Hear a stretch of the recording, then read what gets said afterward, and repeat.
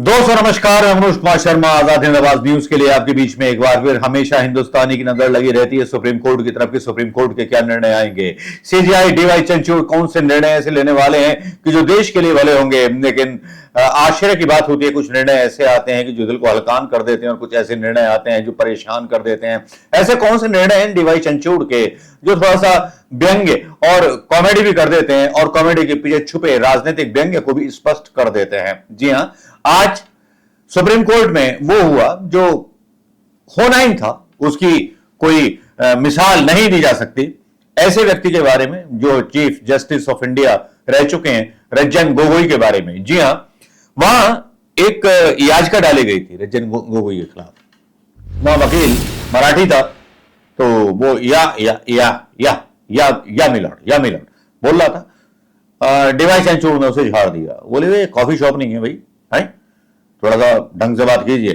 तो कुछ न्यूज हैं, एबीपी न्यूज ने एक न्यूज डाली है कि 17,500 रुपए नहीं है, सुनते ही इमोशनल हो गया सुप्रीम कोर्ट। कम से कम भगवान को राजनीति से दूर रखें, तिरुपति लड्डू विवाद मामले पर सुप्रीम कोर्ट की टिप्पणी। सुप्रीम कोर्ट असम के सोनापुर में सुप्रीम कोर्ट ने बुलडोजर एक्शन पर लगाई रोक।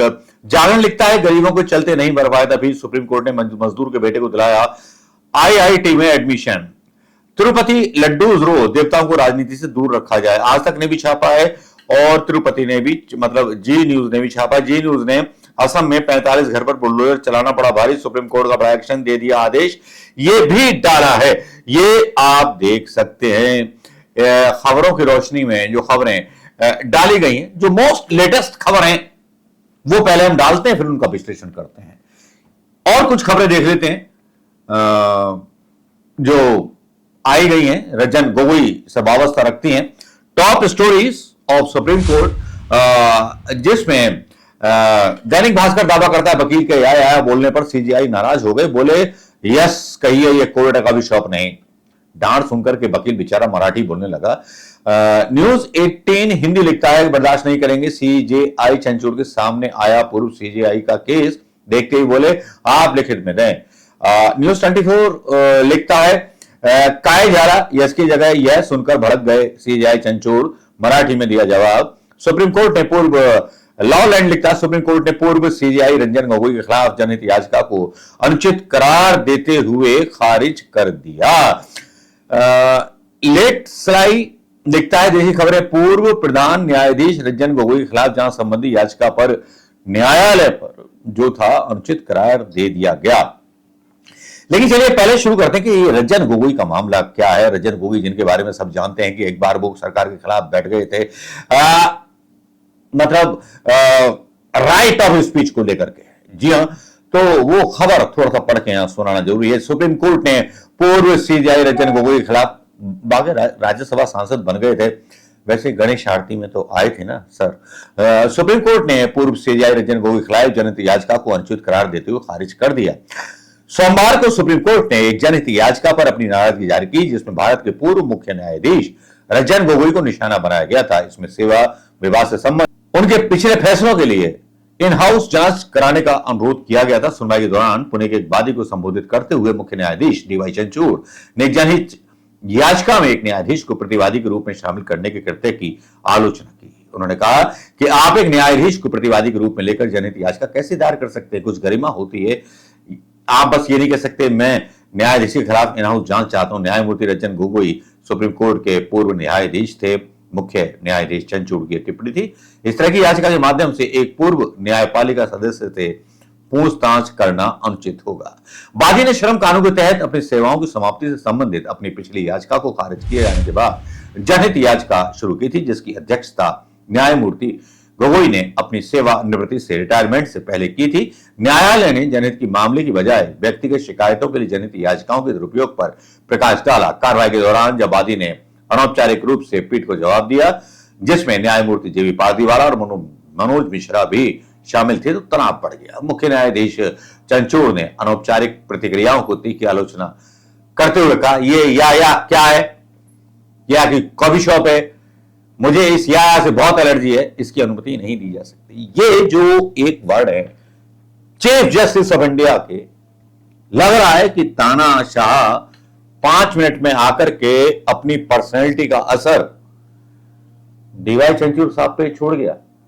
एक न्यायाधीश को तो विनम्र होना चाहिए, सॉफ्ट होना चाहिए, जो कि आपकी पहली खबरों से पता चलता है।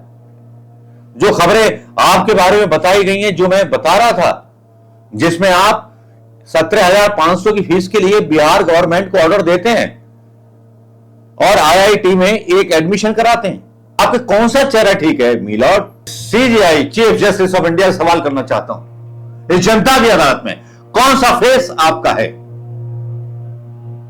न्याय का या फिर दोहरा चरित्र?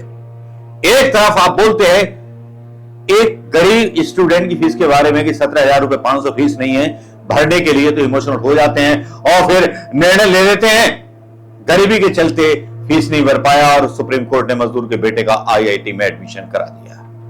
खबर तो देखी होंगी ना आपने। आप ऑल द बेस्ट कहते हैं उस स्टूडेंट को, चलिए बहुत अच्छी बात है कि आपने एक स्टूडेंट के साथ न्याय किया, लेकिन लेबर लॉ के बारे में अगर रंजन गोगोई पूर्व मतलब चीफ जस्टिस हैं, तो क्या उनके खिलाफ जांच नहीं हो सकती, चाहे उन्होंने कितना ही बड़ा अपराध किया हो? या ये संविधान में लिखा हुआ है, कहीं किसी किताब में लिखा हुआ है कि रंजन गोगोई से कोई अपराध हो गया हो या गलत फैसला हो गया हो तो उनके खिलाफ जांच नहीं हो सकती? इतना झल्ला क्यों गए सीएम मतलब चीफ जस्टिस साहब? चलिए आते हैं फिर आपके एक और फैसले पर। आपका एक फैसला आता है लड्डुओं के ऊपर। जी हां, लड्डुओं के ऊपर आपका एक फैसला आता है, जिस लड्डुओं में आप कहते हैं कि फैसला आपका कम से कम भगवान को राजनीति से दूर रखना चाहिए। तिरुपति लड्डू विवाद मामले पर सुप्रीम कोर्ट की टिप्पणी आती है।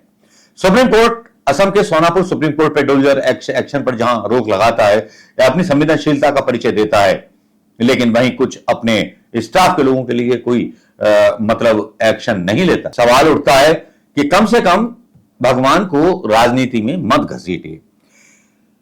कोर्ट में दायर की गई याचिकाओं में आंध्र प्रदेश के मुख्यमंत्री चंद्रबाबू द्वारा लगाए गए आरोपों की निगरानी की जांच की मांग की गई है। उसके द्वारा उनका दावा है चंद्रबाबू नायडू का कि तिरुपति मंदिर में लड्डू बनाने में जानवरों की चर्बी और मछली के तेल का इस्तेमाल किया गया। आंध्र प्रदेश के तिरुपति में सामने आए लड्डू विवाद पर सुप्रीम कोर्ट में सुनवाई हो रही है। इस मामले पर सुनवाई करते हुए सुप्रीम कोर्ट ने कहा कि कम से कम भगवान को राजनीति से दूर रखिए। Justice Bhushan R Gavai, justice KV Viswanathan की बेंच के समक्ष सुब्रमण्यम स्वामी के वकील ने कहा कि निर्माण सामग्री बिना जांच के रसोई घर में जा रही थी। जांच से खुलासा हुआ इसके सुपरविजन के लिए सिस्टम को जिम्मेवार होना चाहिए, क्योंकि यह देवता का प्रसाद होता है जनता और श्रद्धालुओं के लिए, जो कि परम पवित्र है। कोर्ट में दायर की गई याचिकाओं में आंध्र प्रदेश के मुख्यमंत्री चंद्रबाबू नायडू द्वारा लगाए गए आरोपों की अदालत की निगरानी में जांच की मांग की गई है और कोर्ट ने सवाल उठाए। जस्टिस बी आर गवई ने कहा कि आंध्र प्रदेश सरकार की ओर से पेश सीनियर एडवोकेट मुकुल रोहतगी मोदी जी के खास के सवाल का जवाब देते हुए कहा कि जब आप संवैधानिक पत्र होते तो आपसे उम्मीद की जाती है कि देवताओं को राजनीति से दूर रखा जाए। कोर्ट ने रोहतगी से यह भी पूछा, आपने एसआईटी के लिए आदेश दिया, नतीजा आने तक प्रेस में जाने की क्या जरूरत थी? आप हमेशा ही ऐसे मामलों में पेश होते हैं, ये दूसरी बार है। मुकुल रोहतगी की प्रेजेंस पर सवाल उठा दिया सुप्रीम कोर्ट ने, गवई साहब ने। सुप्रीम कोर्ट ने यह भी पूछा, इस बात का क्या सबूत है कि लड्डू बनाने में दूषित घी का इस्तेमाल किया गया था? इस पर तिरुपति मंदिर की ओर से पेश हुए वकील सिद्धार्थ लूथरा ने पीठ को बताया कि हम जांच कर रहे हैं। इसके बाद जस्टिस गवई ने कहा, फिर तुरंत प्रेस में जाने की क्या जरूरत थी? प्रेस में बयान देने की क्या जरूरत थी? लड्डू विवाद पर जो है सुप्रीम कोर्ट जो है सख्त हो गया है, और इतना सख्त हुआ है मैं आपको बता नहीं सकता, क्योंकि ये भावनाओं से जुड़ा हुआ मामला था और इस पर एक्शन लिया और चंद्रबाबू नायडू को बहुत बड़ी फटकार पड़ी है। कुछ जज होते हैं जिनकी स्पाइन होती है, लेकिन कब स्पाइन कब रबड़ की बना देते हैं। प्रधानमंत्री मोदी जी के पास कौन सी जादू की छड़ी है कि सख्त इस्पात से बनी हुई स्पाइन को भी रबड़ की बन जाती है, ढीली डाली हिलने लगती। ये तो थे सुप्रीम कोर्ट के मामले। और ये मैंने भगवान का नाम क्यों लिया है? क्योंकि भगवान का नाम योगी जी के द्वारा हरियाणा चुनाव में इस्तेमाल किया जा रहा है। राम का नाम धड़ल्ले से इस्तेमाल किया जा रहा है। गाय का नाम धड़ल्ले से महाराष्ट्र सरकार के द्वारा इस्तेमाल किया जा रहा है।